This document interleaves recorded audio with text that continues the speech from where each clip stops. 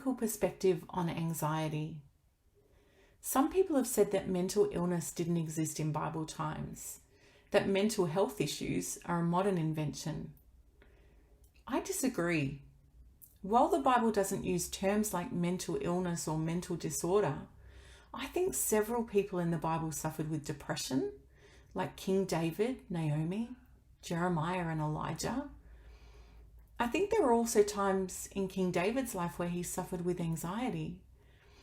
In Psalm 61, he says, "When my heart is overwhelmed," which is not too different to feeling anxious. I also think that Moses suffered from anxiety. He said things like, "What if they won't believe me or listen to me? I'm not good with words. What if I get tongue-tied? What if Pharaoh doesn't believe who sent me?" What ifs are classic anxiety statements. Research suggests that spirituality is good for your mental health, but it doesn't make Christians immune from experiencing anxiety.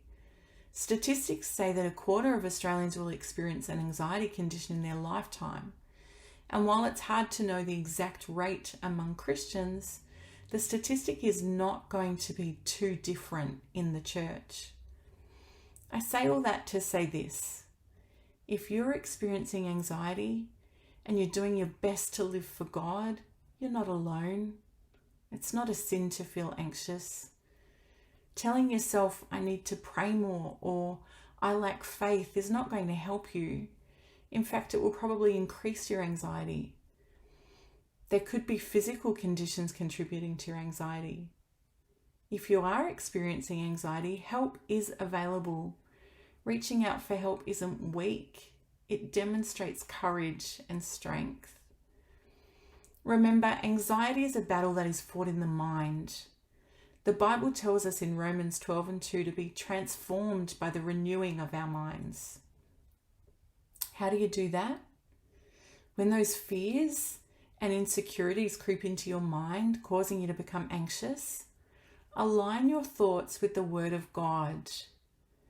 2 Corinthians 10:3-5 talks about pulling down strongholds with our weapons, the Word of God and the armor of God. We use His Word to cast down imaginations or arguments. Anxiety is based in the irrational, so it's important to bring every thought captive, evaluate it, and examine it. Is this thought true? Is it fact? Is it nurturing or helping me? If the answer to these questions is no, then the thought is probably irrational. So we replace it with truth. Our thoughts are connected to our feelings, which are connected to our behaviors. If I think no one likes me, I'll begin to feel sad, depressed, and worthless, which will cause me to disconnect from my youth group, which will leave me feeling more isolated, which reinforces that no one likes me, and around and around and around we go. But if I cut that thought off when it begins, if I capture and evaluate it, I'll find that it's not true and it's certainly not helping me. My friends at church do like me and they enjoy my company. I could then list the reasons why I know that's true. These thoughts will help me feel better about myself. I'll go to youth, have a good time, I'll connect with my friends and with God. As you begin to evaluate your thoughts, you might need someone you trust to help you evaluate them, to see if they are true and rational.